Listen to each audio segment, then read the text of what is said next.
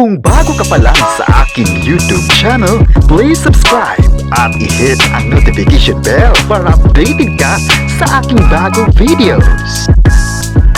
Angel Locsin, babalik na kaya sa ABS-CBN? Mga fans, may kanya-kanyang komento. Ang buong detalye, alamin!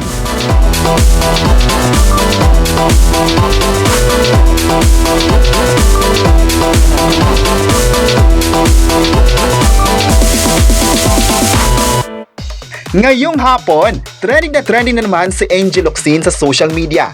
Tila may magaganap na pagbabalik sa pag-arte matapos nitong inulan ng request na online si Miss Angel Locsin.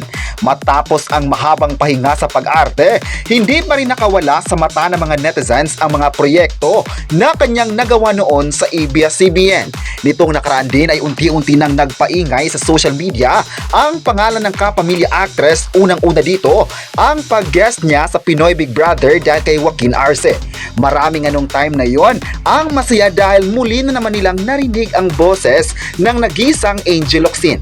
Marami din ngayon na nagsabing abangers na talaga sila kay Angel dahil sa kanyang galing bilang actress. Matatanda ang nagpahinga ang actress sa pag-arte dahil gusto muna niyang mag-focus sa pamilya kasama ang kanyang asawa.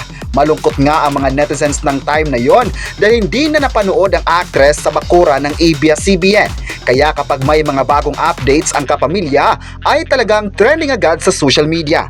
Ayon pa sa ilang insider, posible na magbabalik ang actress kapag matatapos na ang commitments niya at kung hindi na siya busy sa kanyang pamilya.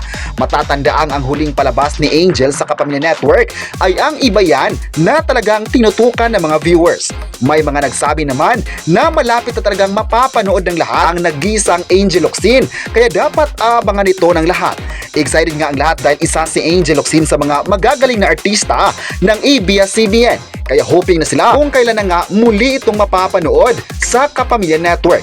Dahil dito marami agad ang napasabing maganda kung magbabalik na siya sa pag-arte para naman magiging masaya ang mga taga-suporta niya. Ilang years din siyang nagpahinga kaya hindi talaga maitatanggi na sobrang na-miss na ito ng mga tao. May mga netizens pa nga sa social media ang gumagawa ng e-dates sa kanilang idolo at nananawagang sana magbabalik na ito. May nagsabi naman na ang pagbabalik ni Angel ay isang pasabog para sa mga fans na hindi talaga siya iniwan mula noon at hanggang ngayon. May netizens naman na nagsabing sana sa kanyang pagbabalik, marami pa ring mag-aabang sa kanya. Pero ayon pa ng karamihan, marami talaga ang magmamahal sa kapamilya actress na ito dahil mahal na mahal nila ang kanilang mga proyektong ginawa. Kayo, ano ang masabi nyo? Nausap-usapan na naman ang pagbabalik ni Angel Locsin. I-comment na kung gusto mo siyang bumalik at huwag kalimutang i-subscribe ang ating YouTube channel.